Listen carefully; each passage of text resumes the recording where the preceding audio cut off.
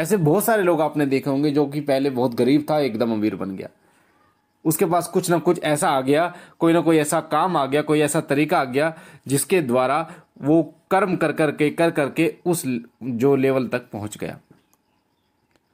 तो ऐसा क्यों होता है? क्योंकि जो कर्म होता है वो हमारे पिछले जन्म का जो कर्म होता है वो हमारा इस जन्म तक में भोगना आपको पड़ता है। कई लोगों को संतान नहीं है, कई लोगों को पुत्र नहीं है, कई लोगों को पुत्री नहीं है, किसी का एक्सीडेंट हो गया, किसी कोई आग के द्वारा किसी की मृत्यु हो गई, तो ये सब जो है वो कर्मों का ही लेखा जोखा होता है। किसी को प्रेत बाधा ने पकड़ लिया, वो भी कर्मों का ही लेखा जोखा होता है। जो व्यक्ति इस जन्म में जो भी सुख या दुख भोग रहा है वो उसके पिछले जन्म के कर्मों का फल होता है। हमारे इस जन्म में जो हम लोग कर्म करते हैं उसका फल हमें अगले जन्म में मिलेगा।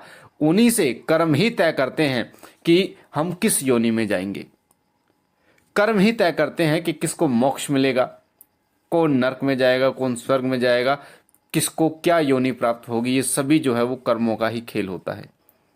इसलिए भगवान श्री कृष्ण ने कर्म को ही प्रधान बताया है कि ये दुनिया कर्म पर ही चल रही है।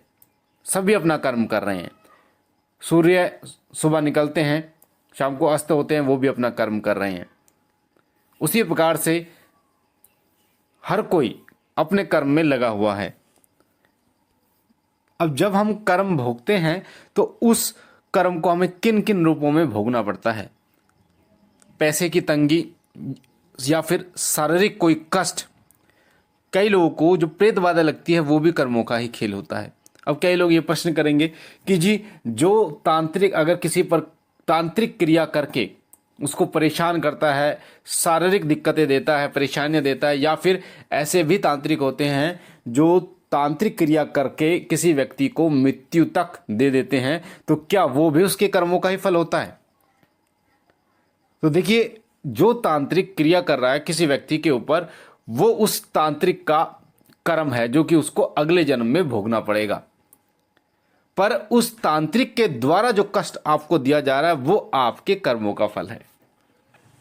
नहीं तो आप देखो, हर किसी को तो भूत लग ही नहीं जाते, या फिर हर कोई तो बीमार हो ही नहीं जाता, या हर कोई अमीर तो बन ही नहीं जाता, हर कोई गरीब तो बन ही नहीं जाता, क्योंकि ये सब जो है ये आपके कर्मों का फल होता है। इसलिए कहा जाता है कि कर्म प्रधान है, आप कर्म कीजिए, फल की चिंता ना कीजिए। जब आप कर्म करते हैं, अच्छे कर्म करते हैं, तो आपको धीरे धीरे अपने आप ही वो सारी चीज़ें प्राप्त होनी शुरू हो जाती हैं जिनकी आप इच्छा रखते हैं। जिनकी आप इच्छा रखते हैं वो सारी चीज़ें वो आपको धीरे धीरे धीरे धीरे सभी प्राप्त होनी शुरू हो जाती हैं।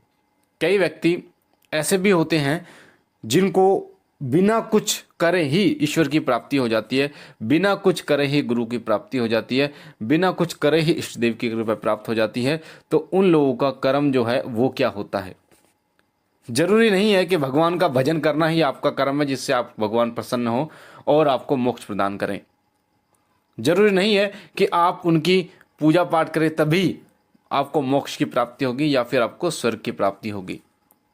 ये सब निर्भर करता है आपके कर्मों के ऊपर।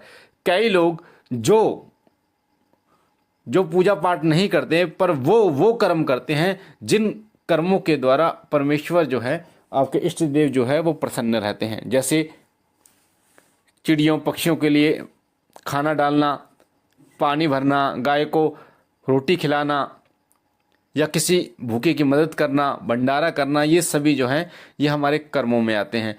आटे में चीनी मिलाकर चींटियों को खिलाना, ये सभी जो हैं वो हमारे कर्मों के अंदर आते हैं।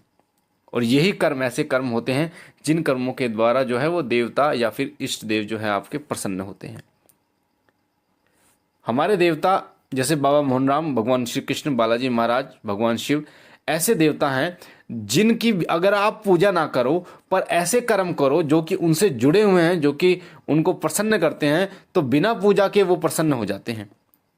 बाबा मोहन राम जो कि भगवान श्री कृष्ण के अवतार हैं, उनकी सेवा में कहा जाता है कि आपको जो उनकी सेवा करता है, गाय को 2 लोई उनको खिलानी है, चींटियों को आटा डालना है, पक्षियों को जो है बाजरा डालना है, जलहरी भरनी है, जलहरी यानी कि छत के ऊपर पानी भर के रखना है, जिससे वो प्रसन्न हो जाते हैं। जिससे बहुत जल्दी प्रसन्न हो जाते हैं। उसी प्रकार से आप देखते हैं कि भैरव बाबा, अगर कोई भैरव बाबा की पूजा नहीं करता तो अगर वो कुत्ते को रोटी डालता है, कुत्ते को मीठा देता है, तो भैरव बाबा प्रसन्न होते हैं। वो स्वयं प्रसन्न हो जाते हैं जब आप उनसे जुड़ी हुई कर्मों को करते हैं। तो जो लोग ईश्वर को नहीं मानते, जो लोग पूजा पाठ भी नहीं करते, तो उनके सुखी रहने का जो कार्य होता है, उनके जो सुखी रहने का जो कारण होता है वो यही होता है कि अगर वो पूजा पाठ भी ना करें तो वो अपने दैनिक जीवन में उन कर्मों को जोड़ते हैं जिन कर्मों के द्वारा उनको पुण्य की प्राप्ति होती है, और जो पुण्य होते हैं वही आपको सुख की प्राप्ति कराते हैं। ऐसे बहुत से किस्से आपने सुने होंगे कि पूजा पाठ भी ना करते हुए कोई व्यक्ति स्वर्ग में चला गया। पूजा पाठ भी ना करते हुए व्यक्ति स्वर्ग में चला गया। ऐसी एक कथा थी जिसमें एक कसाई, जिसका कार्य होता है पशुओं को काटकर बेचना, जब वो इस कार्य को करता है तो पंडित लोग जब उसे देखते हैं तो ये बोलते हैं कि ये तो घोर नरक में जाएगा, घोर नरक में जाएगा। पर जब बात आती है मृत्यु की, जब मृत्यु होती है, पंडित की जब मृत्यु होती है, तो उन्हें नरक में ले जाया जाता है। पंडित की जो मृत्यु होती है उन्हें नरक में ले जाया जाता है, क्योंकि वो दूसरों की निंदा करते थे, उस व्यक्ति की निंदा करते थे।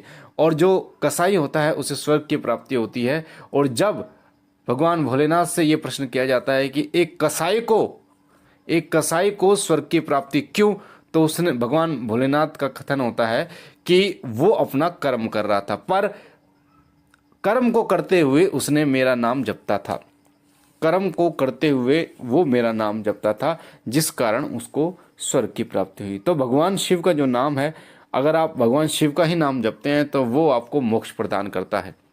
ऐसे ही भगवान शिव की एक कथा आपने सुनी होगी, जिसमें एक जो शिकारी होता है वो शिकार करने के लिए जो जंगल में जाता है और घोर अंधेरा हो जाता है, तो एक वृक्ष के ऊपर वो बैठ जाता है।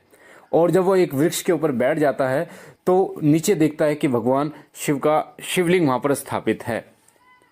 और फिर वो जो भी सुबह मांस वगैरह जो भी लेके आता है और जब उस पर शिवलिंग पे चढ़ाता है, पूजा पाठ उसको नहीं आती, और उस समय भगवान शिव वहाँ पर प्रकट होते हैं और उसको अपना प्रिय भक्त बनाते हैं, उसको मोक्ष प्रदान करते हैं। जो पंडित डेली वहाँ पूजा पाठ करता था उसको भगवान भोलेनाथ के दर्शन नहीं होते। तो भाव होता है, भगवान शिव शंकर भोलेनाथ जो है, जो भी उनका नाम स्मरण करता है, स्मरण मात्र से ही उनके तमाम कार्य जो है बनते हैं। ऐसे ही एक कथा जो कि शिवरात्रि से जुड़ी हुई है। एक शिकारी जब एक पेड़ पर बैठा होता है जो कि बेलपत्र का पेड़ होता है, और गलती से जब चारों पहर शिवलिंग पर, जो कि उस पेड़ के नीचे शिवलिंग होता है, उस पर चारों पहर जब बेलपत्र चढ़ जाते हैं बिना चढ़ाए, वो भी शिकारी की गलती से, तो भगवान शिव प्रसन्न हो जाते हैं और उसे मोक्ष प्रदान करते हैं। तो ऐसा ही कर्म होता है। जो कर्म आप, ऐसा होता है जिसमें आप कुछ कर्म खुद करते हैं, जानते हो, तो कुछ कर्म ऐसे लोग करते हैं जिनको ये नहीं पता होता कि उनका जो कर्म है वो इतने पुण्य अर्जित कर देगा कि उनको मोक्ष की प्राप्ति करवा देगा। तो ऐसे ही जो कर्म होता है वो लोग करते हैं, जो नास्तिक लोग होते हैं, पर वो इस प्रकार के कर्म को करते हैं।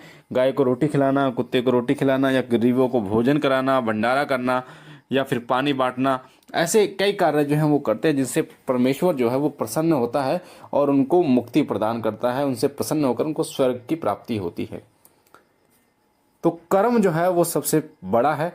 अगर आप कर्म करते हैं तो कर्म के द्वारा ही आपको तमाम चीज़ें प्राप्त होती हैं।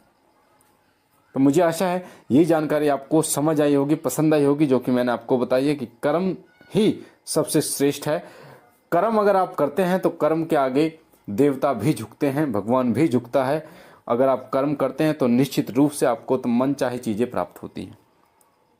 तो अगर आप पहली बार हमारे चैनल पे हैं तो आपके सामने जो लाल कलर का बटन है सब्सक्राइब का, उसे दबा के चैनल को सब्सक्राइब कीजिए ताकि आप हमारे साथ जुड़ सकें, शिव कृपा के साथ जुड़ सकें। बेल आइकन को दबाइए, घंटे के निशान को, ताकि जो भी हम जानकारी डालें वो सबसे पहले आपको प्राप्त हो।